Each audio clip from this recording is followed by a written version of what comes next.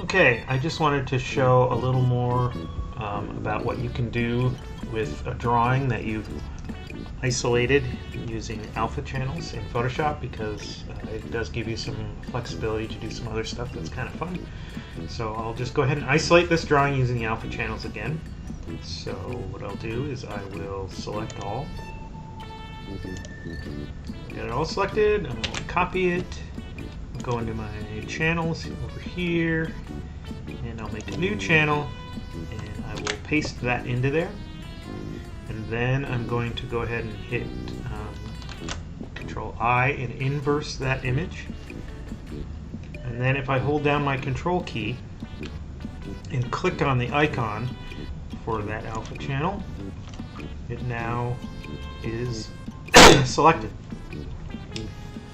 So now I can go back to RGB and the channels, go to the layers, and I will make myself a new layer, and I will fill that layer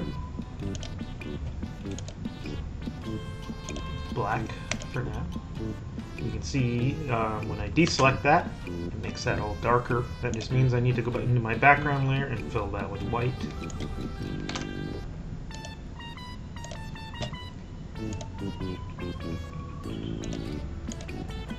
Okay, so now we're back to it looking the way we want it to. So now I have this new layer here, and I can, like I said before, I can go in and change those colors to whatever I want. I can paint behind them, but I can also turn on locking the transparency on that layer. So right here in the layers palette, if I click on this icon right there, now if I grab a paintbrush, and I'll just grab, I'll just use a regular brush to start, and I pick a nice color. When I paint, it only paints where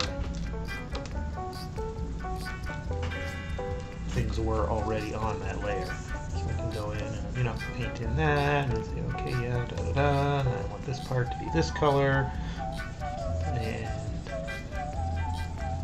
etc. I can, choose a softer brush, bigger brush, kind of blend in between those two colors like that. I can sample that, add that red in there, or whatever, boom.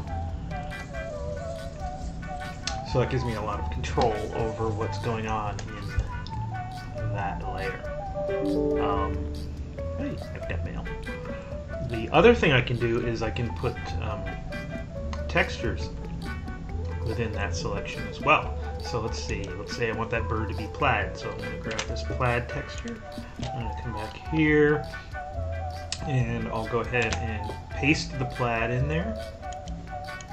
Move it around a little there. In fact, I'll just duplicate that so that I can make this pattern go all the way across. And go ahead and merge that duplicate down. So now I've got the plaid there. Now, with this layer here, it contains the same transparency information that the alpha channel has that I made before. So if I control click on that, it'll select that same amount of transparency. Now if I go into my select menu and invert that, if I hit delete, voila, it deletes that, and all I'm left with is the texture where the drawing was.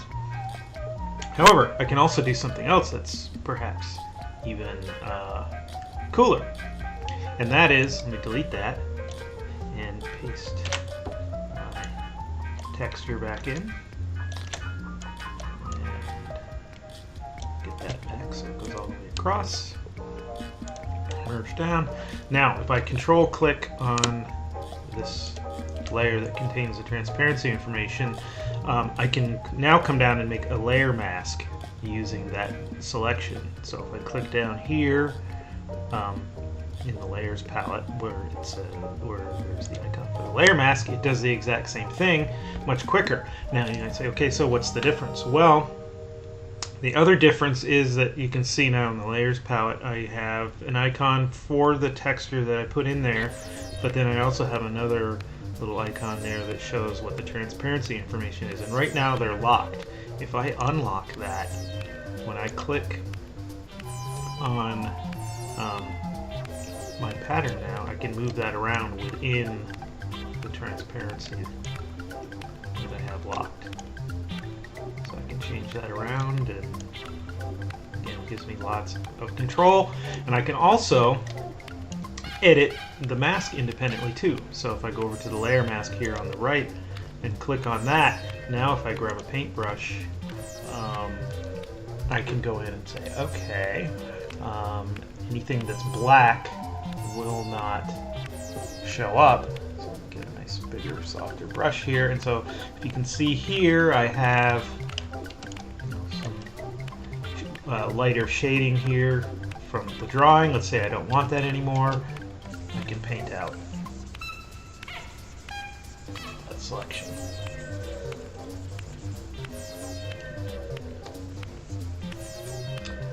Voila.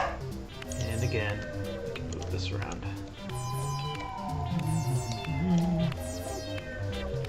The last thing I wanted to show is really quick. If I make a new layer and then again I control click right on here, and now after you can see that selection, I'm just going to hide it.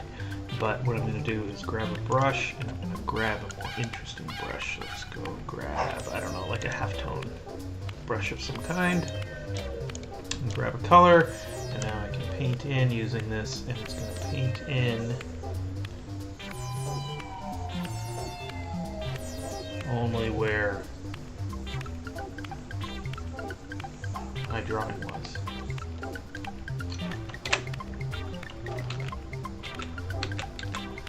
Come back. I'll just try that real quick with a different brush and maybe a different color.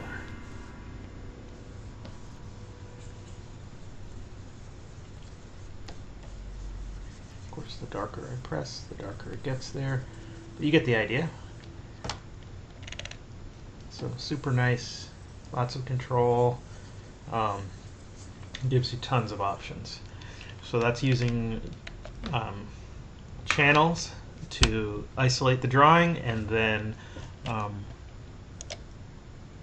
at that, I can mix match, and then using layer masks and selections to control what you're doing. And there you go.